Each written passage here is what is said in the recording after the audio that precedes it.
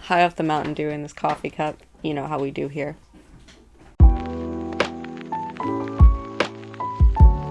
Hi, my name is Asia, and today we'll be going over how chronic pain affects my life. Woo! So at one point, my social activity was severely limited. I couldn't really see my friends unless someone was able to come visit me or my boyfriend was able to drive me to them, because at the time I wasn't able to drive. During this time, I felt pretty lonely because I wasn't seeing a lot of my friends. A lot of my friends live in a different part of the state than I do, so it's a lot more travel time to get to them. I couldn't be in a car for a long time, so those different factors added up and I missed my friends. But now I can see them a lot more, and I can drive to them now. I can do a lot more things now, so thankfully that is no longer a concern of mine. I'm conscious of how far I'm walking. So now when I go on walks, I'm very aware of if I start here, then I need to end here. So that way I'm not pushing myself too far, or if I have a flare up when I'm on a walk, then that doesn't hopefully get worse, and then I'm far away from the starting point. So there's just little things like that that I have to keep in mind. This is one of the reasons why I really love working out on the treadmill, because my starting place is always the treadmill, my ending place is always the treadmill. So it's really easy for me to not have to worry about, well, what if I'm in pain? I can always slow the treadmill down and use it that way. Estimating an item's weight. So I don't lift anything over 25 pounds right now, but if there's ever anything that I can't lift, I usually am able to ask someone. Everyone's been really supportive and great about it. Most people that know about my chronic pain history honestly just offer to help me anyway.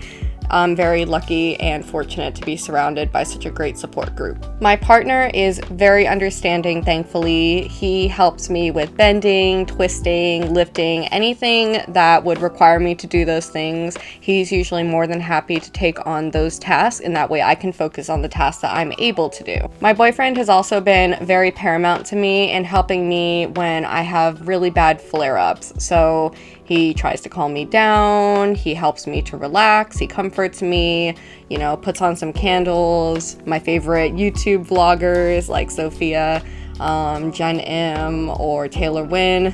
And then I just kind of sit there, relax with some heat on my back until I feel better. My activities may change due to pain. That's something that I've had to come to realize. So if I'm at a party, then there's a chance that I might have a flare-up and that I'll be in pain at that time. And at that moment, I need to either rest at their place or I have to call it quits early and go home. Because of this, I have to anticipate for my plans to change all the time.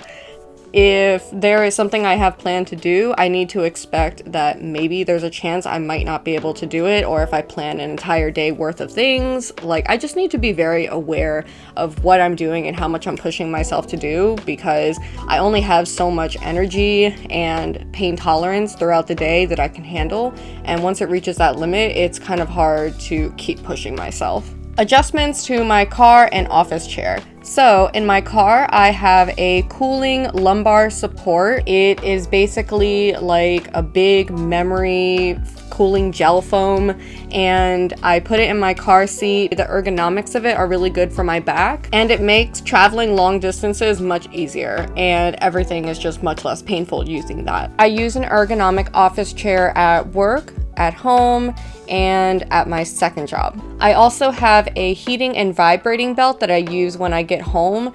It is awesome to use after a long day. It just feels like a reward and I can just relax. It's freaking awesome. I love that thing. Something else I have to keep in mind with my chronic pain is which car my boyfriend and I take when we go to different places. If it's gonna be a long drive, we tend to take his car because his car has heated seats while mine doesn't.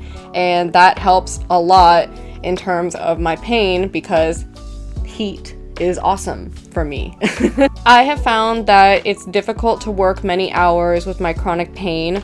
Currently, right now, I work 6 hours a day and no more than 24 hours a week. I can't work full-time due to my pain, so I just do the best I can with working part-time at both of my jobs. Sometimes it's really hard not to tie my ability to get a job, to my self-worth, and I think that's something that I've really had to work on, especially for anyone who's in the disability community. You know how hard it is to find a job that's going to work with your limitations and everything like that. So it's been really challenging, but I'm very thankful that the jobs I do have right now are very accommodating to my disabilities. It sucks. You could do everything right and you could still have sporadic pain episodes. For me, it varies on a day-to-day basis, but right now my pain has been consistently low and I'm super thankful for that. I try to do everything in my power to keep it consistently low by following what my doctor's advices are, and to also just stay healthy, stay active as much as I can. My last injury with my neck took a few years to heal before I was not really in pain all the time from it. So I understand that I need to be patient, especially with my back pain currently. Sometimes it's going to take a few years. I hope that will be the case for my back as well, and that with time and patience, it will heal itself. Chronic pain causes your depression to worsen. Well, it causes my depression to worsen. Some days I hate myself for not being able to work more or do more, and it really sucks because you can feel useless, like you're not contributing to anything and that you're not helpful to your partner or anyone else in life. And I think that's really a hard realization to come to, and something that you have to remember, that other people who love you aren't going to feel that way about you. You're not bothering them and you're not troubling them.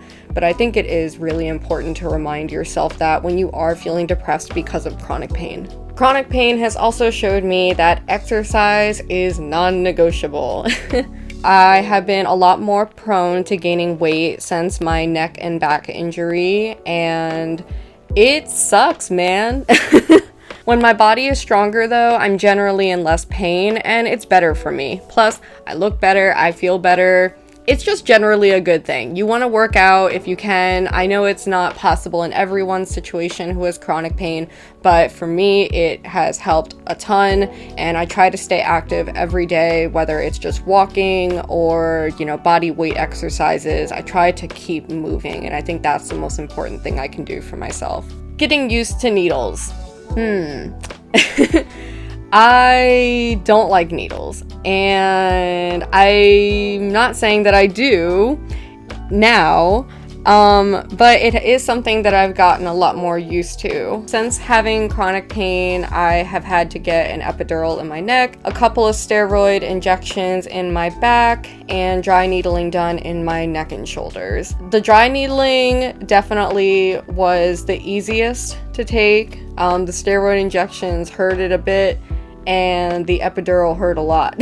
So we concluded that just wasn't a good idea for me because I was freaking out during the whole epidural. So just not a good experience. Not something I really want to go through again. Sometimes the injections help, other times they don't. It really just depends on your situation and what your healthcare providers think is best for you and what your experience is like getting those injections. That will be all for today, guys. Thank you so much for watching. This is how chronic pain affects my life. I hope this was helpful to you, and I hope that this is relatable to someone out there. If you find this content enjoyable, please give it a thumbs up. It would really help my channel as I'm still really small. And if you enjoy my content regularly, you can hit the subscribe button.